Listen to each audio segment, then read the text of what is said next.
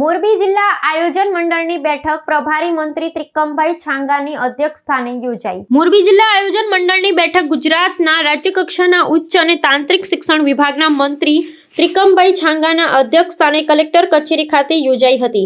આ બેઠકમાં રદ ફેરફારના કામોને બહાલી આપવા વિકેન્દ્રિત જિલ્લા આયોજન કાર્યક્રમના વિવિધ જોગવાઈની નવીન દરખાસ્તો મંજૂર કરવા, સામાજિક શૈક્ષણિક પછાત યોજનાની નવી દરખાસ્તો મંજૂર કરવા તેમજ વિકેન્દ્રિત જિલ્લા આયોજન કાર્યક્રમની વિવિધ જોગવાઈના કામોની તથા સાંસદ અને ધારાસભ્યના વિસ્તારના વિકાસ યોજનાના કામોની પ્રભારી મંત્રી સમીક્ષા કરાઈ હતી તેમજ પૂર્ણ થયેલા તમામ કામો પોર્ટલ ઉપર ચડાવવા પણ જણાવ્યું હતું। આ બેઠકમાં પ્રભારી મંત્રી ત્રિકમભાઈ છાંગાએ પ્રગતિ હેઠળના તથા નવા કામો સમય મર્યાદામાં ગુણવત્તાપૂર્વક રીતે પૂર્ણ કરવા તેમજ નવા કામો અને ફેરફારવાળા કામોની દરખાસ્તનો પૂર્ણ અભ્યાસ કરી રજૂ કરવા જણાવ્યું હતું।